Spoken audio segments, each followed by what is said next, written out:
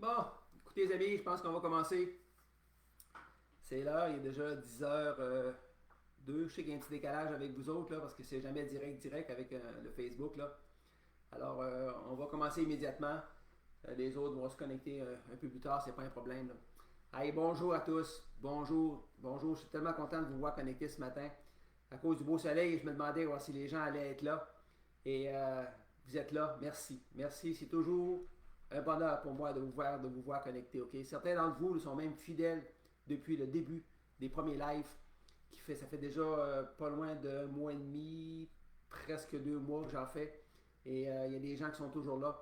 Alors merci, je suis vraiment honoré de votre présence. Je suis content. Ce matin, écoutez, je vais vous entretenir encore de la parole de Dieu comme je le fais chaque dimanche matin. Et comme toujours, bien, je vais utiliser un texte de la Bible, okay? Une référence. Et c'est une des meilleures références qu'on a, la Bible, parce que, écoutez, c'est la seule qu'on a pour vraiment qui nous parle de Dieu. Et ce matin, on va l'utiliser encore. Aujourd'hui, étudier, pardon, un texte où on va voir une personne qui demande à Jésus ce qu'il faut faire pour avoir la vie éternelle. Okay? Il s'agit d'un texte qu'on retrouve dans le livre de Marc, au chapitre 10, versets 17 à 27. Mais avant de lire ce texte, je vais vous mettre un petit peu en contexte. Vous savez, c'est important pour bien vérifier à qui qu'on parle, de qui on parle, puis ça nous permet de bien nous situer ici dans le texte afin de bien l'interpréter. Okay? Vous savez, Jésus, on ne se le cachera pas, il était très populaire, okay? Parce qu'il faisait beaucoup de miracles. Est-ce que les gens croyaient en lui? Malheureusement, non. Mais beaucoup de gens y allaient parce qu'il y avait comme, entre parenthèses, on peut dire, un spectacle. Okay? Il faisait beaucoup de miracles. Les gens le suivaient partout où il allait. Les gens allaient là pour se faire guérir aussi.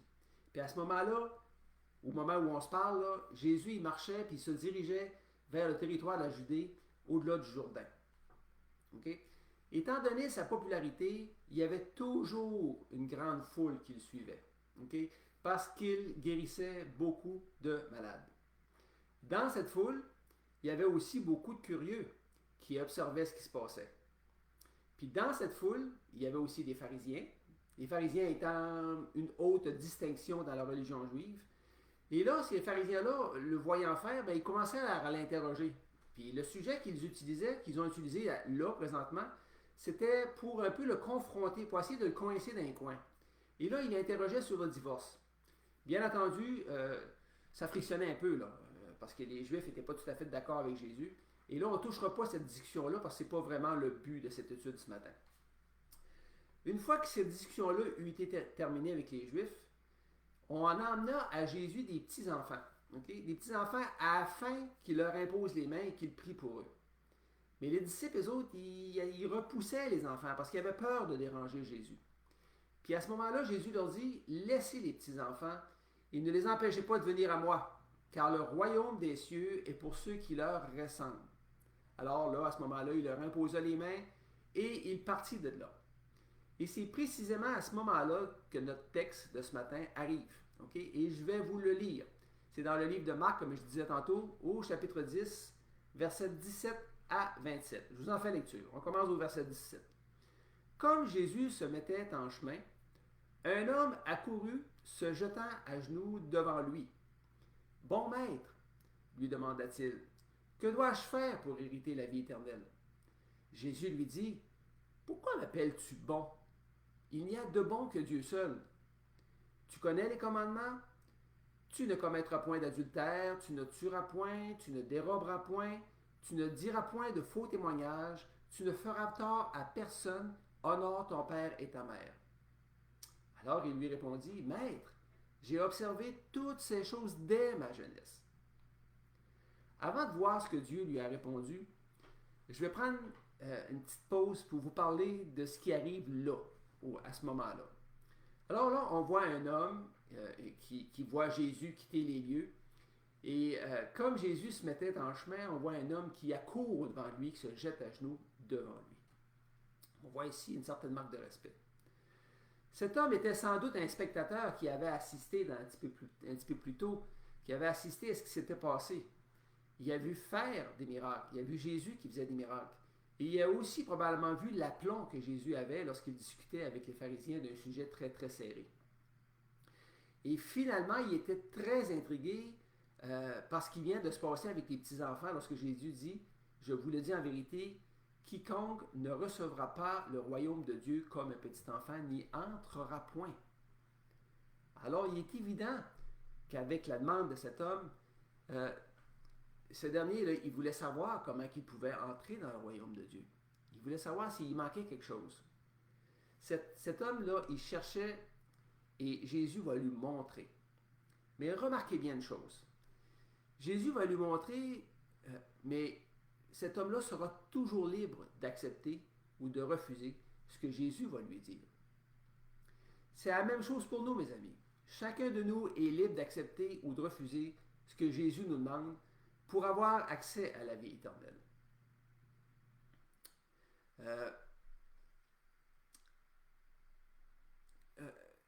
Comment je vous dirais ça donc? Jésus, là, il a abordé tout de suite, en disant, en le mettant tout de suite à sa place, là. Jésus lui a dit, pourquoi m'appelles-tu bon? Il n'y a de bon que Dieu seul. Il est clair ici que Jésus savait que cet homme-là ne croyait pas en lui. Okay? Parce que Jésus est aussi 100% Dieu, en plus d'être 100% homme. Et cet homme-là ne le croyait pas. En d'autres mots, c'est comme si Jésus lui avait dit, tu m'appelles bon et je sais très bien que tu sais que seul Dieu est bon. Alors tu mens. Jésus va lui montrer comment trouver la vie éternelle. En commençant par lui indiquer de suivre les commandements, et là, il énumère dans notre texte les commandements. Okay? À noter, là, une chose qui est très, très importante ici, c'est que Jésus lui énumère 6 commandements sur 10. Il s'agit des 6 derniers commandements. Tu connais les commandements, comme Jésus lui a demandé.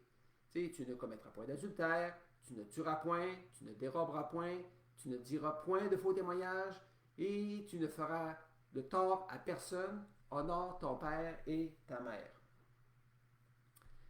Sur les 10 commandements, il y en a 4 qui sont des commandements qui nous parlent de la relation que nous devons avoir avec Dieu. Et les 6 autres qu'il a énumérés, ça nous parle de la relation que nous devons avoir entre nous, les êtres humains, okay? Les êtres qui nous entourent. Alors, suite à l'énumération de ces 6 commandements-là, pas Jésus, mais l'homme, il a répliqué qu'il avait observé tout ça dès sa jeunesse. C'est comme s'il disait, je suis bon, tu sais, mais je ne peux pas voir ce qui me manque. OK? Alors, on va continuer dans le texte, au verset 21. On va continuer la discussion. Jésus, l'ayant regardé, l'aima. J'aime ce petit bout-là. Il lui dit, il te manque une chose. Va, vends tout ce que tu as et donne-le aux pauvres. Et tu auras un trésor dans le ciel. Puis viens et suis-moi. Mais, affligé de cette parole, cet homme s'en alla tout triste, car il avait de grands biens. J'arrête encore ici. Okay? En vous disant que Jésus aimait cet homme comme il nous aime tous.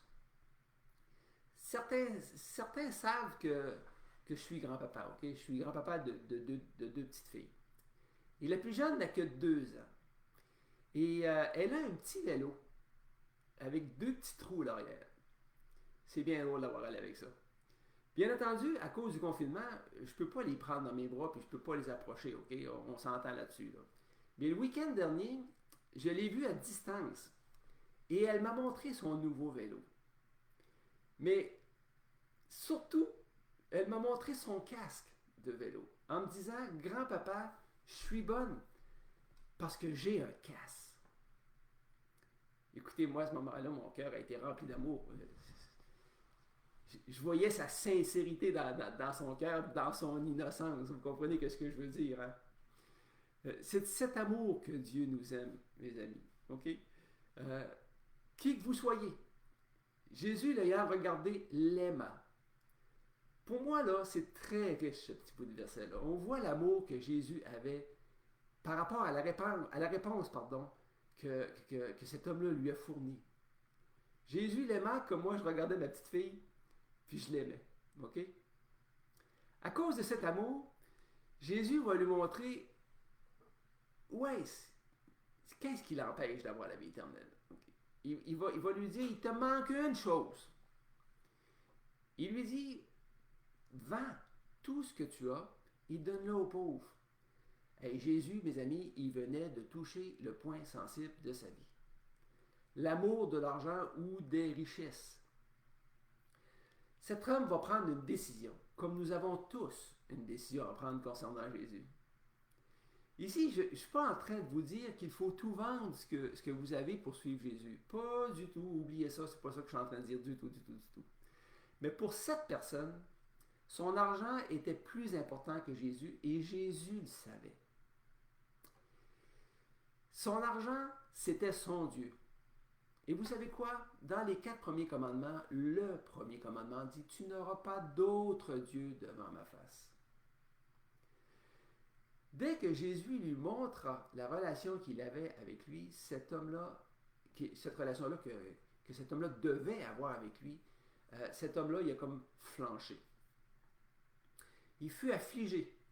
Et il s'en alla tout triste parce qu'il y avait de grands biens. On revient à notre texte. Alors Jésus, regardant autour de lui, dit à ses disciples qu'il sera difficile, écoutez bien, difficile à ceux qui ont des richesses d'entrer dans le royaume de Dieu. Les disciples furent étonnés de ce que Jésus parlait comme ça, il parlait ainsi. Et là, Jésus va approfondir ce qu'il venait de dire afin de bien faire comprendre à ses disciples sa pensée. Et, on continue le texte, et reprenant, il leur dit, mes enfants, qu'il est difficile à ceux qui se confient dans les richesses, afin d'entrer dans le royaume de Dieu. Il est plus facile à un chameau de passer par le trou d'une aiguille qu'à un riche d'entrer dans le royaume de Dieu. Jésus est en train de leur dire qu'il est impossible d'entrer dans le royaume de Dieu si vous faites passer vos richesses avant lui. Et c'est vrai. L'exemple qu'il donne est frappant. Il est plus facile à un chameau de passer par le trou d'une aiguille qu'à un riche d'entrer dans le royaume de Dieu. Ça m'a pris du temps vraiment à comprendre ce petit bout de verset-là. Ici, là, on sous-entend qu'un riche qui se confie dans ses richesses à cause du contexte du verset qu'on a vu précédemment. Pas parce que la personne était riche, parce que la personne faisait passer ses richesses avant Jésus. Le texte continue en disant, les disciples furent encore plus étonnés. Et ils se dirent les uns aux autres, qui peut être sauvé? Et Jésus les regarda et dit, cela est impossible aux hommes. Mais non à Dieu, car tout est possible à Dieu. Et là, c'est la fin de notre texte. Jésus profite de la demande de cet homme pour enseigner ses disciples. Aujourd'hui, parce que cette histoire est inscrite dans la parole de Dieu, elle est là pour nous aussi, pour nous enseigner. Elle fait partie de la parole de Dieu. Jésus est en train d'enseigner quelle place doit prendre Jésus dans nos vies. C'est-à-dire la première place. Maintenant, est-ce que ça veut dire que tous ceux qui sont riches ne peuvent pas entrer dans le royaume de Dieu? La réponse est non. Okay? Abraham était un homme très riche. David était très riche. Salomon, son garçon, était riche, immensément riche. Plusieurs autres personnes dans la Bible furent très riches, vous savez. Pourtant, ces hommes sont au paradis avec Jésus. La différence est que pour ces hommes, la richesse passait après Dieu. Dieu occupait la première place dans leur vie. Regardez à quel point il est important de faire passer Jésus en premier dans sa vie. Et ce même aujourd'hui. Jésus, c'est un verset dans le livre de Matthieu au chapitre 10 et verset 37 qui dit « Celui qui aime son père ou sa mère plus que moi n'est pas digne de moi. Et celui qui aime son fils ou sa fille plus que moi n'est pas digne que moi. » Et mes amis, c'est assez direct comme verset ça. C'est direct à plein. Est-ce que ça veut dire de détester son père ou sa mère ou de son fils ou sa fille? Pas du tout. Pas du tout.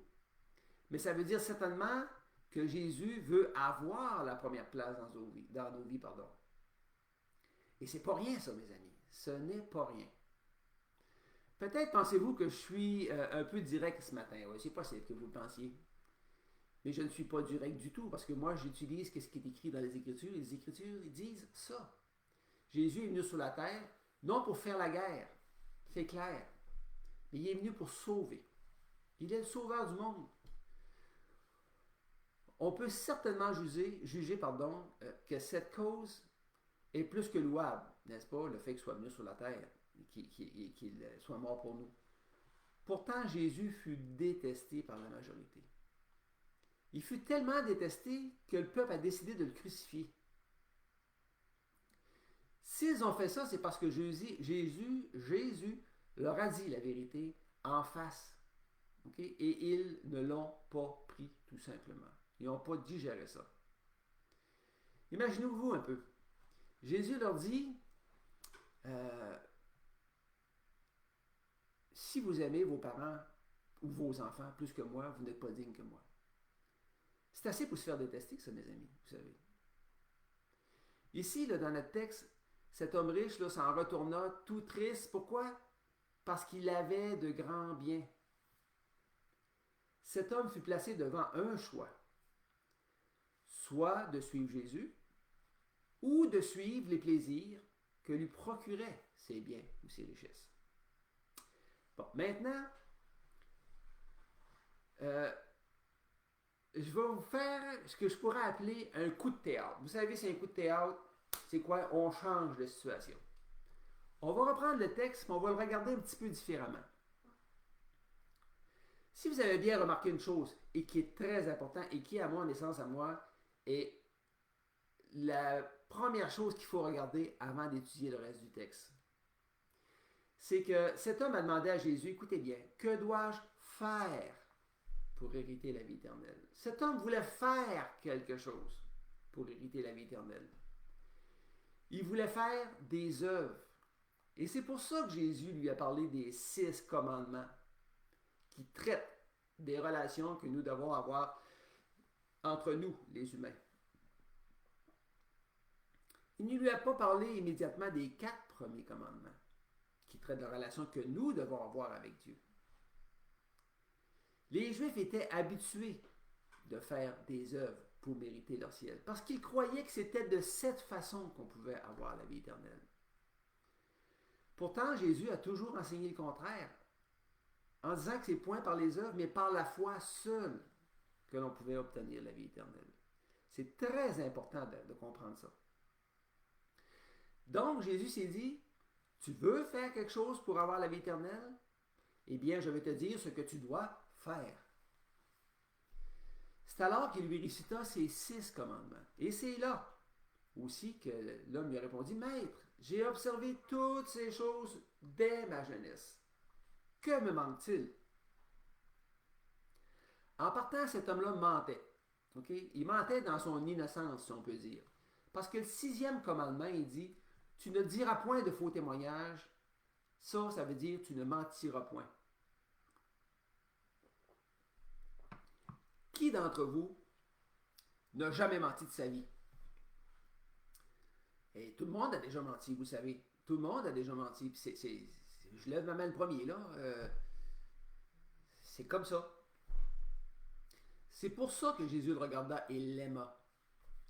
Jésus s'est dit maintenant, OK, tu crois que tu es qualifié par tes œuvres ou par ta bonne conduite et tu ne sais pas du tout ce qu'il te manque? Bien, je vais te le montrer. Jésus lui a montré ce qu'il devait faire parce qu'il voulait faire quelque chose pour gagner son ciel. Il a simplement dit, va, vends tout ce que tu as, donne-le aux pauvres et tu auras un trésor dans le ciel, puis viens et suis-moi. En d'autres mots, il lui a dit, fais-moi passer en premier et tu vas me le prouver en me suivant. Vends tes richesses, viens avec moi. Fais-moi passer en premier. Et c'est là que la discussion que Jésus eut avec les disciples s'est dirigée vers mais qui donc peut être sauvé? Même ses propres disciples ne savaient pas comment cela se pouvait. Et la conclusion de cet événement fut sans contredit la phrase que Jésus est arrivé et il a prononcée à la fin. Jésus les regarda et dit, cela est impossible aux hommes, mais à Dieu, tout est possible. C'est comme si on avait pris juste la première phrase du texte qu'on a lu ensemble et la dernière, et on aurait eu assez. Tout ce qui va au milieu correspond seulement pour l'homme qui lui demandait cette chose-là. Comprenez-vous ce que je veux dire? Que dois-je faire pour avoir la vie éternelle? Dieu aurait dit, cela est impossible aux hommes, mais non à Dieu, car tout est possible à Dieu. Il est donc autant impossible à l'homme de se mériter la vie éternelle par ses propres moyens, qu'à un chameau de passer par le trou d'une aiguille. Et c'est ça que ça veut dire, ce verset-là. Dieu sait que nous ne sommes pas capables d'avoir la vie éternelle par nos propres moyens. Écoutez, il le sait. Mais c'est nous qui ne le savons pas. Et c'est ça qu'il est venu nous dire lorsqu'il est venu à notre rencontre sur cette terre. Lorsqu'il est venu dans notre lieu de résidence. Il a quitté son trône, il s'est fait homme, 100% homme, 100% Dieu, puis il est venu nous dire ça. Il nous a annoncé la bonne nouvelle que le salut s'obtenait par la foi en lui seulement. Le salut, mes amis, s'obtient par la foi seulement parce que par les œuvres, nous en sommes incapables. C'est impossible. Qui a déjà menti? Un seul péché nous empêche de rentrer dans le royaume de Dieu. Il faut bien comprendre ça. Si cet homme avait répondu à Jésus, écoutez bien. Écoute, je ne suis pas capable d'observer ces commandements que tu énumères, Seigneur. Je suis un pauvre pécheur. Je reconnais que je suis perdu à cause de ça. Viens à mon secours, je te donne ma vie. Je ne veux absolument pas aller en enfer, alors sauve-moi. Hey, mes amis, on tombe dans un autre contexte, là. C'est plus du tout pareil. La discussion aurait été bien différente. Là, on aurait eu un cœur bien disposé, un cœur qui reconnaît la puissance de Dieu, un cœur repentant et non un cœur qui se pense bon et qui ne voit pas du tout ce qui lui manque. Il était probablement sincère, ça je suis d'accord, mais il était sincèrement dans l'erreur. Je vais vous emmener dans un autre petit texte, beaucoup plus court, là, qui va certainement vous aider à bien comprendre encore plus. Il s'agit d'une parabole qui est tirée du livre de Luc, au chapitre 18, versets 10 à 14, et je vais vous le lire. Écoutez bien ça. Deux hommes montèrent au temple pour prier. Un était pharisien, et je vous ai expliqué tantôt, le pharisien, c'était celui qui était de la haute hiérarchie de la religion juive, et l'autre, publicain. Le publicain, c'est à peu près ce qu'il y avait de plus bas dans la société. Okay? Il y avait une très mauvaise réputation. Alors, je continue le texte. Le pharisien debout priait ainsi en lui-même. Ô Dieu, je te rends grâce de ce que je ne suis pas comme le reste des hommes, qui sont ravisseurs, injustes, adultères, ou même comme ce publicain. Je jeûne 2 fois par semaine. Je donne ma dîme de tous mes revenus. Le publicain, se tenant à distance, n'osait même pas lever les yeux vers le ciel. Mais il se frappait la poitrine en disant, ô Dieu, sois apaisé envers moi, qui suis un pauvre pécheur. Le texte continue en disant, je vous le dis, là c'est Jésus qui parle, celui-ci descendit dans sa maison justifié, ça veut dire sauvé, plus que l'autre. Car quiconque s'élève sera abaissé, et quiconque s'abaisse sera élevé. Ça vous dit quelque chose, ça, les premiers seront les derniers? C'est exactement là que ça se passe. Dieu aime les cœurs repentants. Il aime les cœurs qui reconnaissent leur état de pécheur. Le pharisien était en prière devant Dieu en se glorifiant lui-même comme étant supérieur aux autres. Il étalait toutes ses bonnes actions pour justifier qu'il était digne de se mériter l'approbation de Dieu pour sa justification. Eh bien, Dieu a préféré celui qui n'osait même pas lever les yeux, qui se frappait la poitrine, avoua qu'il n'était pas digne d'être devant Dieu pour le prier. Il demandait à Dieu, apaise ta colère, sois apaisé. C'est parce qu'il s'avouait pécheur, tout simplement. Le publicain, lui, là, il avait une repentance qui venait du cœur, tandis que le pharisien avait aucune repentance. Dieu a porté ses yeux sur le publicain parce qu'il avait besoin d'un sauveur, tandis que le pharisien, lui, il n'en avait pas besoin parce qu'il se croyait autosuffisant. La repentance du cœur, là, ça désire un changement d'état. La repentance du cœur, ça doit, et non pas ça devrait, ça doit avoir comme fruit des changements dans la vie de celui qui se repent.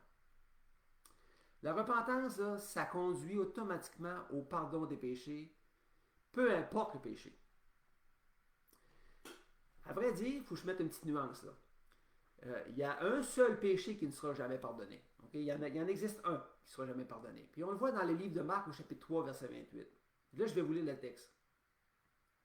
Je vous le dis en vérité, tous les péchés seront pardonnés aux fils de l'homme et les blasphèmes qu'ils auront proférés. Mais quiconque blasphémera contre le Saint-Esprit n'obtiendra jamais de pardon. Il est coupable d'un péché éternel. Alors le blasphème contre le Saint-Esprit, c'est le seul péché qui ne sera jamais pardonné. Et là, on est en lieu de se demander, mais qu'est-ce que le baptême, pas le baptême, mais le blasphème contre le Saint-Esprit? C'est simple, c'est de ne pas croire en Jésus, de ne pas croire en ce qu'il est, c'est-à-dire 100% Dieu, et de ne pas croire en ce qu'il a fait pour nous sur la croix, lorsqu'il est mort sur la croix, pour le pardon de nos péchés. Jésus ne pardonnera jamais ce péché. C'est le seul, d'ailleurs, qui ne sera jamais pardonné. Alors, si vous pensez qu'il n'est pas possible que Dieu pardonne vos péchés, eh bien, détrompez-vous. Il vous pardonnera, peu importe le péché, à condition que vous vous repentiez de cet état de pécheur et que vous lui cédiez votre vie en demandant de vous sauver. Non pas en vendant tout ce que vous avez comme richesse. Soyez sans crainte, il va le faire. Et tout se fait par la foi seulement. Peut-être que vous êtes fatigué. Peut-être que vous êtes fatigué mentalement avec tout ce qui se passe avec la COVID-19. Ou simplement avec ce qui se passe dans vos vies personnelles. Ben, dites-vous, il est possible. C'est possible que Jésus ait rien à voir avec, que Dieu ait rien à voir avec la COVID-19. Mais dites-vous une chose, il peut s'en servir. Il peut s'en servir pour réveiller des gens. Pour réveiller des gens à sa cause. Parce que Jésus est la solution. Voici ce que dit le livre de Matthieu, chapitre 11, versets 28 à 30. Venez à moi, vous tous qui êtes fatigués et chargés, et je vous donnerai du repos. Prenez mon joug sur vous et recevez mes instructions, car je suis doux et humble de cœur, et vous trouverez le repos pour vos âmes, car mon joug est doux et mon fardeau léger. Fin du verset. Vous savez ce que c'est un joug? Anciennement, là, lorsqu'on voulait atteler deux bœufs ensemble, ces derniers avaient dans le cou, entre deux morceaux de bois, puis il y avait deux trous pour laisser passer la place pour le cou des bœufs. Puis les bœufs pouvaient forcer ensemble en s'appuyant contre le joug. C'est vieux, mais ça existait dans ce temps-là, puis ça fait pas vraiment longtemps que ça n'existe plus par ici. Jésus dit, prenez mon joug sur vous et recevez mes instructions. Ici, ça veut dire, faites équipe avec moi. En parlant de Jésus, pas avec moi là, parce que je montre moi là. Avec Jésus. Et je vais vous donner mes instructions par la parole de Dieu. Il va te donner les instructions pour que ton âme se procure du repos. Bien comprendre ici que le repos n'est pas pour le corps. Là. Le repos que Dieu parle ici, là, c'est pour vos âmes. Et Dieu utilise l'analogie du joug pour bien faire comprendre que c'est Jésus qui est en équipe avec nous, dans le joug de notre vie. Et c'est lui, mes amis, qui va tirer la charge si on met notre confiance en lui. Sinon, il va vous laisser tirer par vos propres forces. parce que ce sera votre, votre décision. Ne sous-estimez pas sa puissance, mes amis. Éphésiens 3,20 dit « Or, à celui qui peut faire par la puissance qui agit en nous, infiniment au-delà de tout ce que nous demandons ou pensons. »